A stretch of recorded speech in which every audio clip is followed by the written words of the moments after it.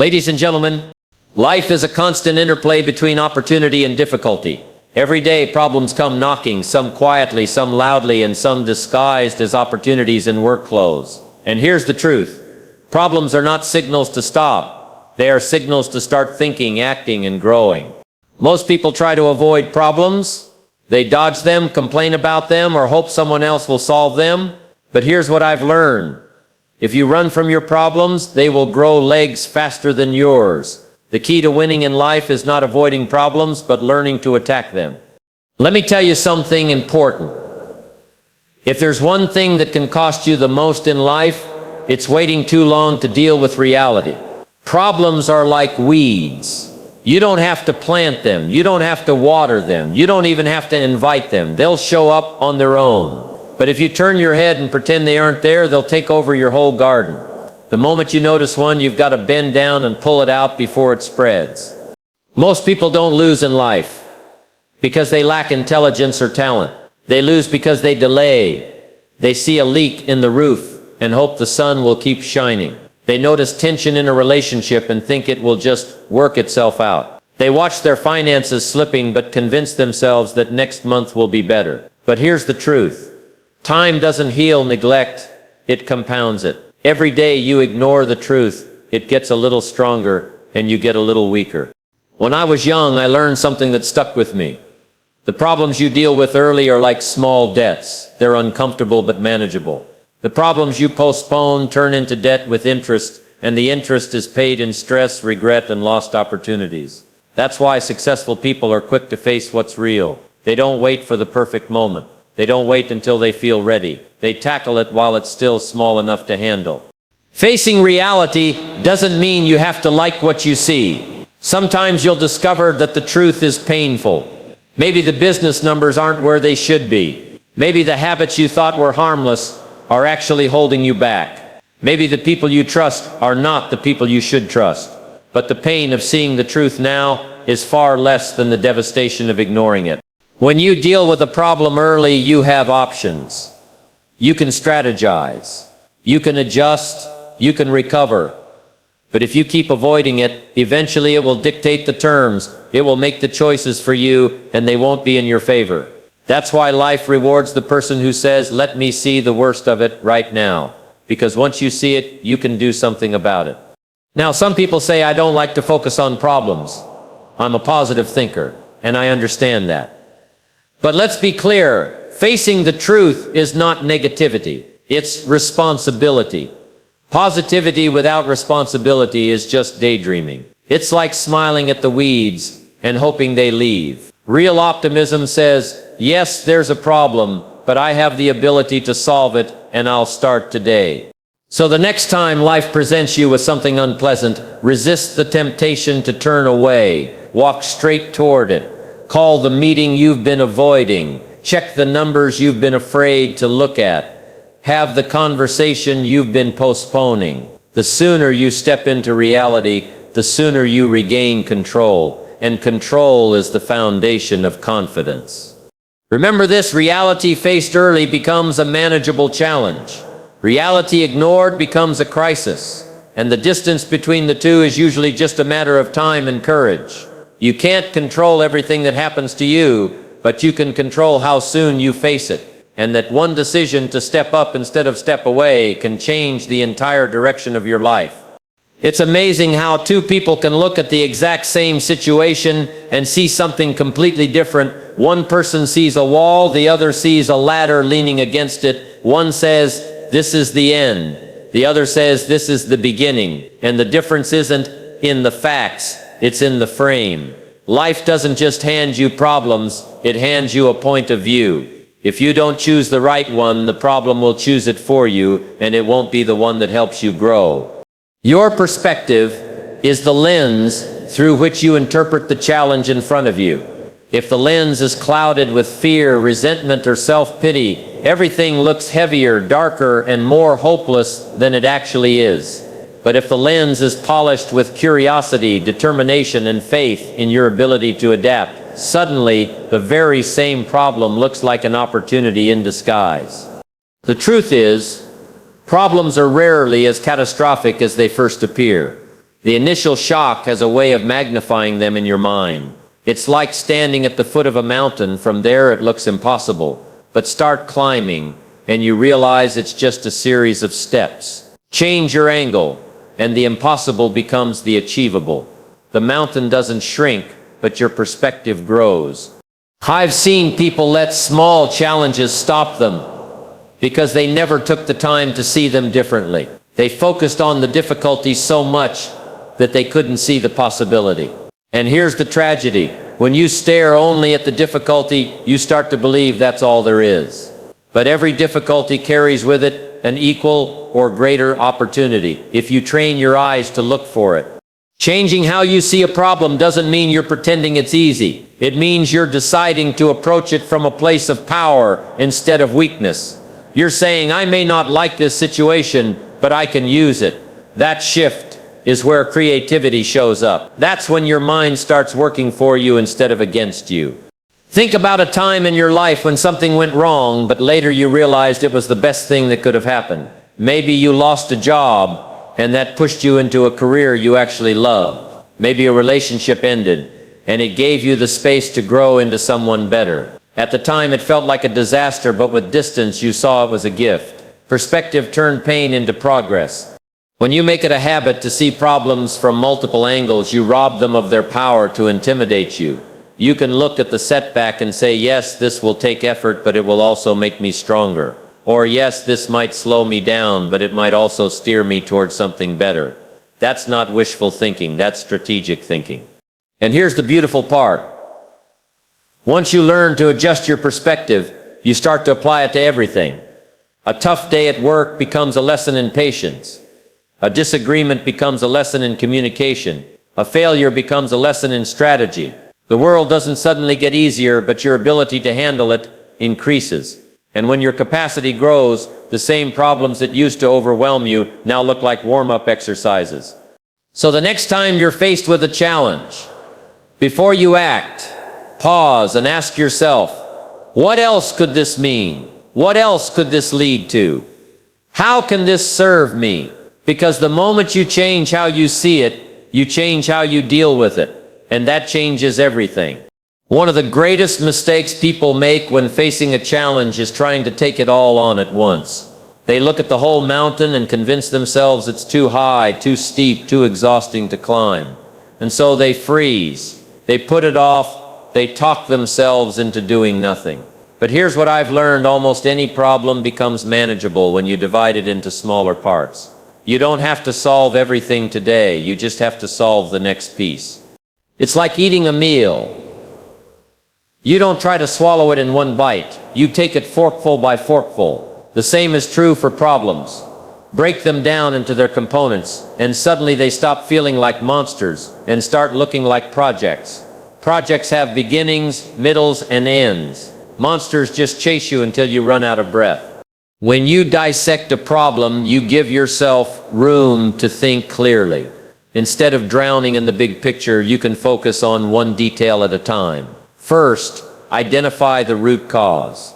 Don't waste energy on symptoms. Go after what's actually driving the issue. Then decide what's urgent and what can wait. Not all parts of a problem need your attention right now. And finally, take the first concrete step, even if it's small. Small steps create movement, and movement generates confidence. I've met people who live in constant stress, not because their problems are bigger than anyone else's, but because they never learned to separate them into smaller, actionable pieces. They wake up thinking about the entire storm instead of just finding the first shelter, and the weight of it keeps them from even starting. But once you get moving, even in tiny increments, the pressure starts to ease because you're no longer standing still. There's another benefit to breaking things down. You start collecting wins early. When you solve a small part of the problem, you get a taste of progress. That little spark of achievement fuels your motivation for the next step. It's like climbing a staircase. You can't leap to the top in one bound, but every step reminds you you're going higher. This approach works in every area of life. If your finances are a mess, you don't fix them in a day. You start by tracking your spending this week. Then you cut one unnecessary expense. Then you set aside a little savings. Over time, those small victories add up to financial stability. If your health is declining, you don't turn it around overnight. You begin by improving one meal, adding a short walk, getting an extra hour of sleep. Piece by piece, you build the outcome you want. And here's the secret. When you break down a problem, you also break down your fear. Fear feeds on uncertainty. It thrives when everything looks tangled and overwhelming. But when you organize the challenge into steps, fear loses its grip. Now you can see exactly what to do next. And fear hates clarity. So the next time you're staring at something that feels too big to handle, don't try to conquer it in one strike. Pull it apart.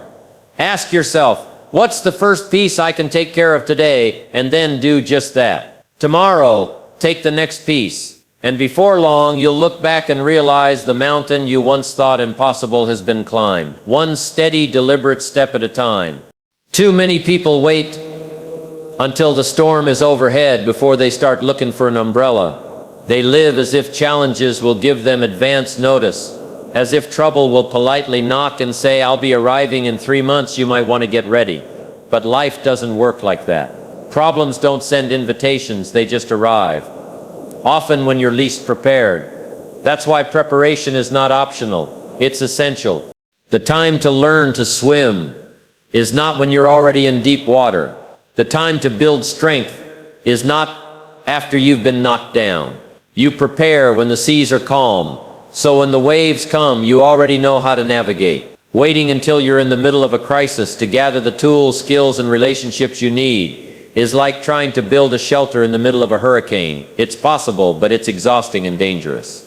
I've seen people lose opportunities, not because they lacked potential, but because they lacked readiness. They got the call, they got the chance, but they didn't have the skills sharpened, the habits in place, or the support system ready. Opportunity often wears the same clothes as a problem. The only way you can tell the difference is by being prepared to handle it. Preparation is a kind of quiet confidence. It doesn't shout. It doesn't demand attention, but it shows up when it matters most. Think of it like a bank account.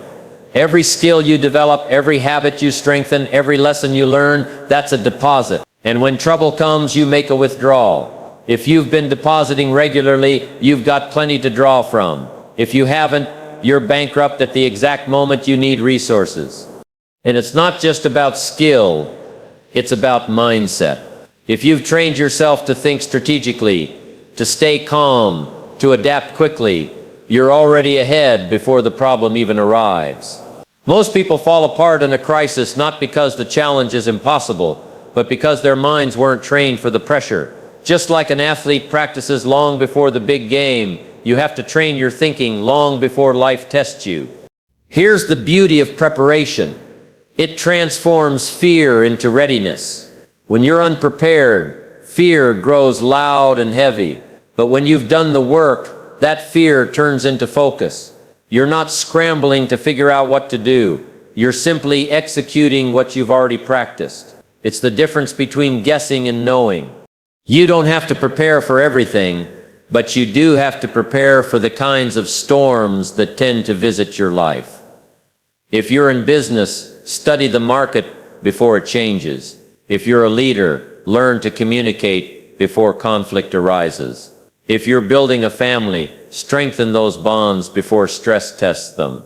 Preparation is not paranoia, it's wisdom. So ask yourself, what are the skills you'll wish you had 6 months from now? What relationships will you wish you had built? What habits will you wish were automatic when life suddenly demands them? Whatever your answers are, start now. Because once the storm is here, it's too late to start laying the foundation. Preparedness is not a burden, it's a gift you give to your future self.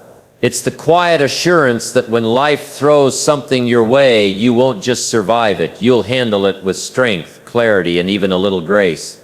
And that's the kind of advantage that changes everything.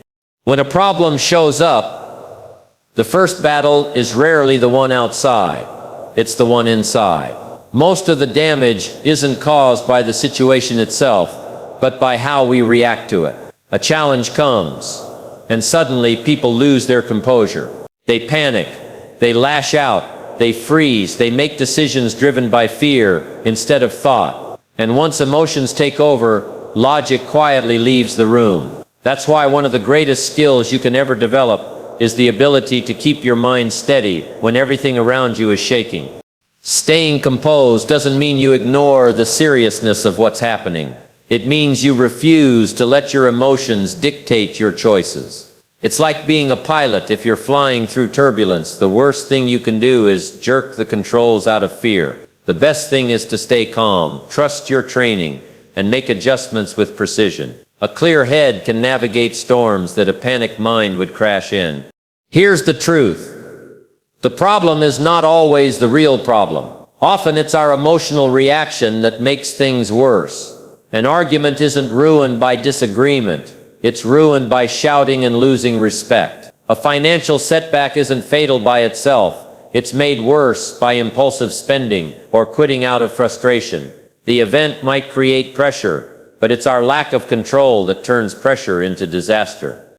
I've seen two people face the same challenge and walk away with completely different outcomes. One person collapses under the weight of it, the other finds a way through, and the difference wasn't the size of the challenge. It was the size of their emotional discipline. The calm person sees the options. The overwhelmed person only sees the pain. If you want to master emotional control, start by creating a pause between the problem and your reaction. When something happens, don't rush to speak, decide, or retaliate. Take a breath, step back, and give your mind a chance to catch up. That short pause can be the difference between making a mistake you regret and making a decision you're proud of. Another part of staying steady is knowing your triggers. If you know certain situations, push your buttons, prepare yourself before they happen. Remind yourself what's at stake. If you lose control, think about the outcome you want and choose the response that moves you toward it, not away from it. That's not weakness, that's strength in action. Emotional control also comes from perspective.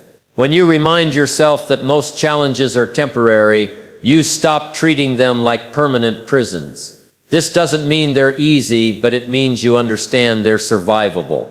And when you know you can survive, you can think clearly enough to find solutions. And remember, controlling your emotions doesn't mean suppressing them, it means directing them. You can feel frustration, but channel it into problem solving. You can feel fear, but use it to fuel preparation instead of paralysis. Emotion is energy. The key is to put it where it helps instead of where it hurts. When you meet a challenge with a steady mind, people notice. They trust you more. They follow your lead. They know that in a crisis, you won't make reckless moves.